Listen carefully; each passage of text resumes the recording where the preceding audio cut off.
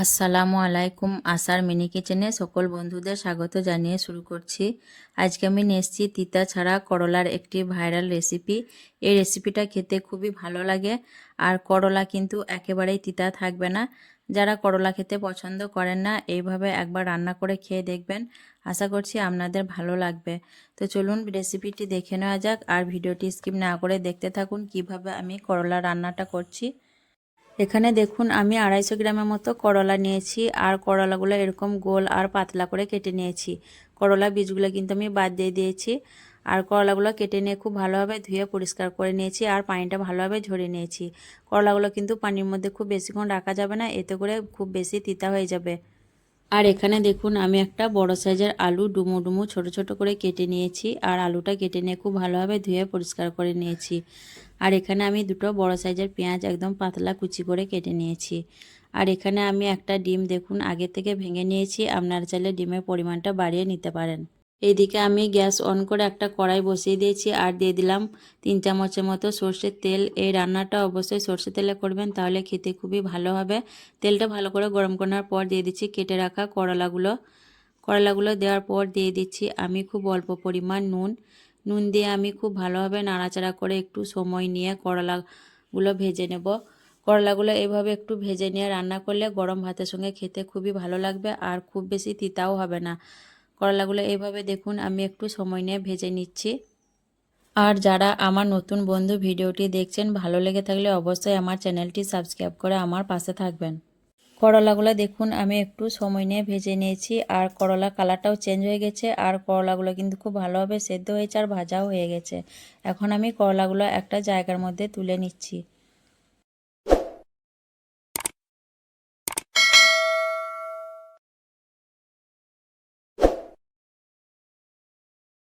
তারপর ওই তেলের মধ্যে আমি দিয়ে দিচ্ছি কেটে রাখা আলুগুলো, আর দিয়ে দিচ্ছি পরিমাণ মতো নুন, আর দিয়ে দিচ্ছি খুব অল্প পরিমাণ হলুদের গুঁড়ো। দিয়ে আমি নাড়াচাড়া করে নুন আর হলুদটা আলুর সঙ্গে খুব ভালোভাবে মিশিয়ে নেব। আর আলুগুলো কিন্তু আমি ভাজা ভাজা করে নেব। আলুগুলো দেখুন ভালোভাবে নাড়াচাড়া করে মিশিয়ে নেওয়ার পর আমি ঢাকনা দিয়ে 5 মিনিটের মতো হতে দেব। 5 মিনিট পর আমি আবারও ঢাকনা খুলে নিচ্ছি, দিয়ে একটু নাড়াচাড়া করে নেব।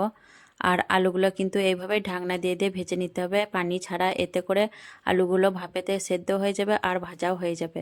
দেখুন আলুগুলো অর্ধেক সেদ্ধ হয়েছে, অর্ধেক বাকি আছে, তার জন্য আমি দেখুন আবারও একটু নাড়াচাড়া করে নিয়ে ঢাকনা দিয়ে আরও আমি 5 মিনিটের মতো হতে দেব। আরও 5 মিনিট রান্না করার পর আমি ফিরে এলাম, দিয়ে ঢাকনাটা খুলে নিলাম। তারপর আমি একটু নাড়াচাড়া করে নিচ্ছি আলুগুলো। আর আলুগুলো কিন্তু আমি দেখুন ঢাকনা দিয়ে দিয়ে পানি ছাড়াই কিন্তু ভেজে নিয়েছি। আলুগুলো আমি একটু দেখুন দেখিয়ে দিচ্ছি।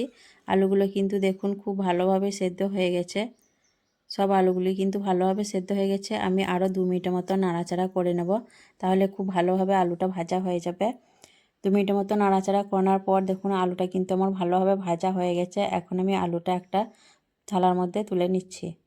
আলুটা তুলে নেওয়ার পর আমি আবারও 4 চামচে 1 চামচের মতো সর্ষের তেল দিয়ে দিলাম। খুব বেশি আর তেল ব্যবহার করব না। তারপর আমি এখানে দিয়ে দিচ্ছি একটা গোটা রসুন কুচি করে নিয়েছি, সেটা দিয়ে দিলাম। দিয়ে আমি নাড়াচাড়া করে একটু রসুনগুলো ভেজে নেব। রসুনটা একটু ভেজে নেওয়ার পর দিয়ে দিচ্ছি আমি কেটে রাখা পেঁয়াজ কুচিগুলো, আর দিয়ে দিচ্ছি 3টে কাঁচা লঙ্কা চেরা। ঝালটা অবশ্যই নিজেদের পছন্দ অনুযায়ী দিয়ে দেবেন। দিয়ে দেখুন আমি একটু নাড়াচাড়া করে পেঁয়াজটা ভেজে নেব। আর পেঁয়াজ ভাজার সময় তেলটা কম মনে হলেও এখানে আর তেল ব্যবহার করব না, যেহেতু আমরা করলা আর আলু তেলের মধ্যে ভেজে নিয়েছি, ওই তেলটা পরে আবার এখানে ছেড়ে দেবে রান্নার শেষে। পেঁয়াজটা একটু নাড়াচাড়া করার পর দিয়ে দিচ্ছি খুব অল্প পরিমাণ নুনটা একটু বুঝেই দিতে হবে, যেহেতু আলু আর করলা ভাজার সময় আমরা নুন দিয়েছিলাম। দিয়ে আবারও আমি নেড়েচেড়ে পেঁয়াজটা ভেজে নেব। পেঁয়াজটা আমি কিছুক্ষণ ভেজে নেওয়ার পর দেখুন কড়াইয়ের মাঝখানটা এভাবে করে ফাঁকা করে নিলাম। তারপর আগে থেকে ভেঙে রাখা ডিমটা দিয়ে দিলাম। দিয়ে আমি খুব অল্প পরিমাণ ডিমের মধ্যে নুন ছিটিয়ে দিলাম। তারপর আমি ডিমটা একটু ঝুড়ো করে ভেজে নেব। ডিমটা একটু ঝুড়ো করে নেওয়ার পর আমি পেঁয়াজের সঙ্গে খুব ভালোভাবে মিশিয়ে ডিমটা হালকা করে ভেজে নেব। খুব বেশি ডিমটা ভাজবো না। ডিমটা হালকা করে ভেজে নেওয়ার পর দিয়ে দিলাম খুব অল্প পরিমাণ হলুদের গুঁড়ো, আর দিয়ে দিচ্ছি খুব অল্প পরিমাণ লঙ্কার গুঁড়ো ঝালের জন্য। ঝালটা অবশ্যই নিজেদের পছন্দ অনুযায়ী দিবেন। আর দিয়ে দিলাম খুব অল্প পরিমাণ জিরে গুঁড়ো আর খুব অল্প পানি। দিয়ে আমি নাড়াচাড়া করে খুব ভালোভাবে মশলাটা ডিমের সঙ্গে কষিয়ে নেব, যাতে মশলার কাঁচা গন্ধটা না থাকে। মশলাটা একটু ভেজে নেওয়ার পর দিয়ে দিচ্ছি ভেজে রাখা আলুগুলো। আলু দেওয়ার পর আমি একটু নাড়াচাড়া করে খুব ভালোভাবে মিশিয়ে নেব। খুব ভালোভাবে নাড়াচাড়া করে মেশানোর পর দেখুন দিয়ে দিচ্ছি খুব অল্প পরিমাণ পানি। এতে করে মশলাটা আলুর সঙ্গে খুব ভালোভাবে মিশে যাবে।